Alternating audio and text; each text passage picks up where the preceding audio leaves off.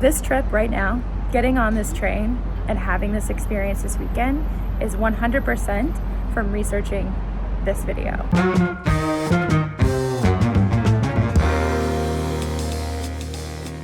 It's Monday, 6:30 p.m. We're in SoHo, and after doing a little research for what we're gonna chat this week, I am here at 6:30, about to go buy some cowboy boots. So I can't wait to chat about this. This is really, we've really gone too far.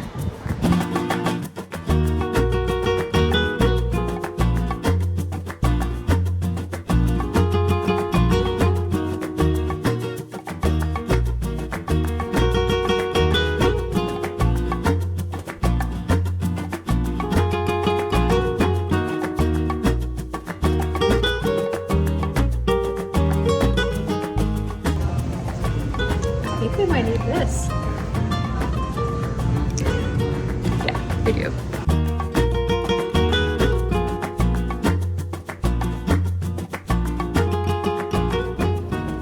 All right, y'all, we are leaving. Look at me saying y'all. We are leaving Tacovas in the hat and the boots. This is what you call a drugstore cowgirl. All hat, no cattle. And I had to, because I couldn't carry the bag, the hat box, and the boot box, and all the boxes and bags on the train. I said, let me just wear the stuff out of there. And I feel like my family and friends in Oklahoma would give me so much right now to be walking through New York City in a cowboy hat and boots. What a time, what a time. You know what we're gonna do? We're gonna turn on a little Zach Bryan, a little Tyler Childers. We're just gonna lean in. We're just gonna lean in. We're gonna do this. We're gonna cowgirl it up. Imagine you go to a club that's open to the public, and then one day you go to the club and there's a bouncer, and you have to get through the bouncer to get in.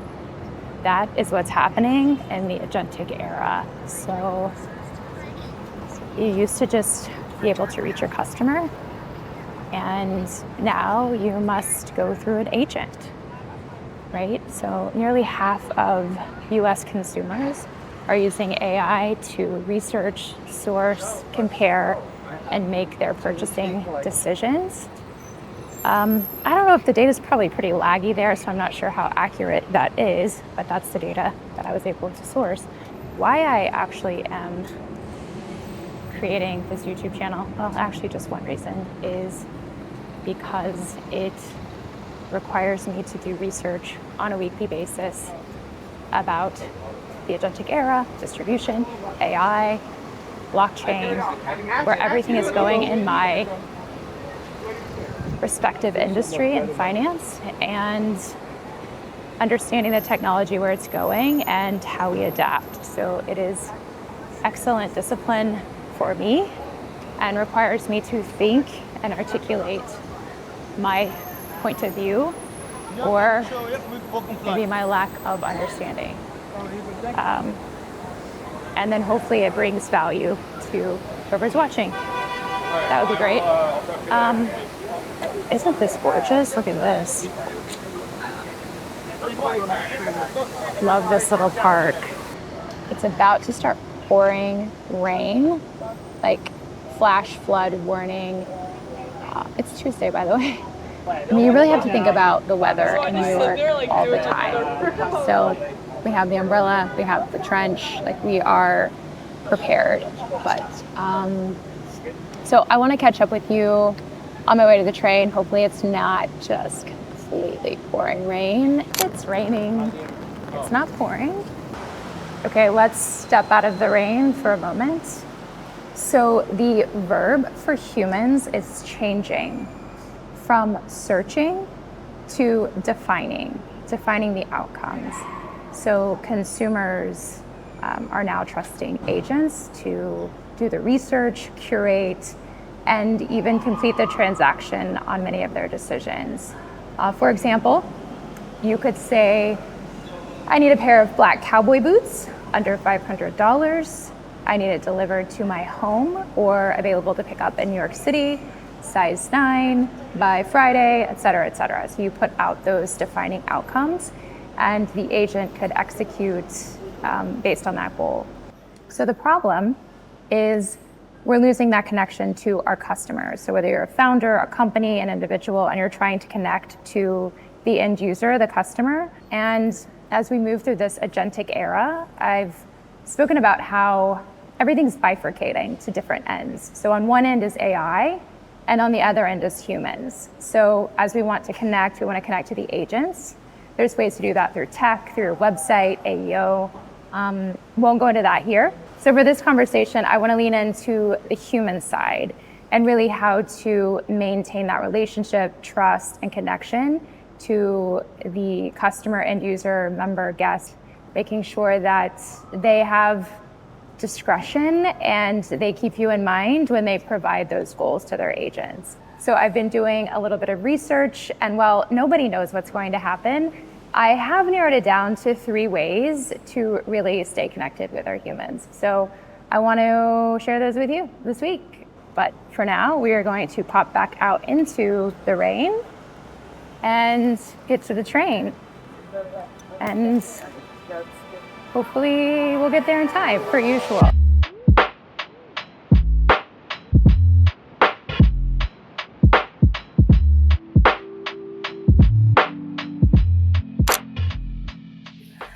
So one of the ways to connect with humans is community. And that can be from many different angles. One of the areas that we've seen growth is in fitness clubs. Even apps like Strava are seeing growth. And when you may find better technology or a better app, you are sticky because of the community.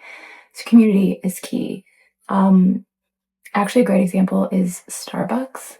They optimized for quick mobile first, removed seating, and saw their revenues decline and made a commitment to bring back the community and bring back that third place, right? You have your home and your work. Where's that third place that you're gathering? They made that a priority and actually saw really positive earnings after that. I can insert the exact data here. I'll just say the product is important, but if you can build a community with the humans, they stay stickier, they're more loyal, and it's just more fun, right? Like community. It's Friday, and we're at the Bridgeport, I don't have sunglasses, Bridgeport train station, about to catch an Amtrak to Philadelphia, to Philly. And I'm definitely gonna have to do some basic tourist stuff like get a Philly cheesesteak. I'm trying to do some recon. I know there's like Pat's and Gino's, I think, that are next door, but then the locals say go somewhere local. I don't know. We're gonna have to get Claude on this to do some recon. But I just wanted to jump in, kind of chat about what we've been chatting about this week, is just how to capitalize on the human side of AI bifurcating all the things.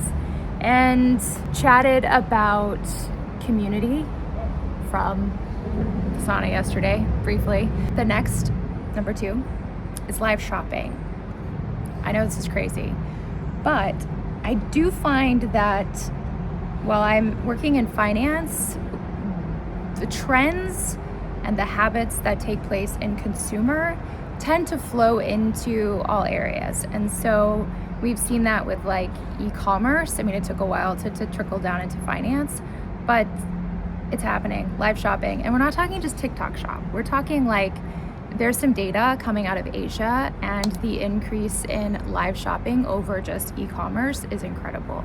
And as people are really craving that connection and human interaction, it's a way to shop with someone. And so shopping starts to become an experience versus just transactional. And as we're starting to see younger generations especially craving those experiences versus just purchasing things, right? They want to have an experience, and that's kind of the best of both worlds. You can have an experience while you're purchasing. Gary Vee's big on the live shopping right now, and he's got lots more insights and data around this as well, and he's seeing this successful with his clients. But I'm wondering, how does that look in finance? Like, does that become almost this like live shopping plus tokenized assets where maybe you're watching content and you are purchasing or you're investing in a company at the same time?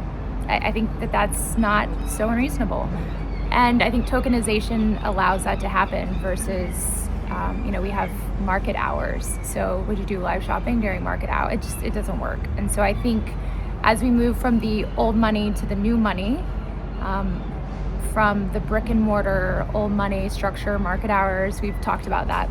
I've chatted about that before. But as we move into this new era of new money, that actually could be possible. So from doing research, looking to the future humans, how to really connect to the humans, it's live shopping. I feel like there's probably a better word for that because it's giving QVC vibes. My grandma used to love QVC, and I would always get gifts that she would find, and they were pretty legit. I think I got my first pair of Birkenstocks when I was in middle school that she got on QVC. I got this great like marker coloring kit. I mean, when grandma was on QVC, that was an airplane. When my granny was kicking it on QVC, just getting some good stuff. So maybe it's coming back. I don't know. Number 3 is events.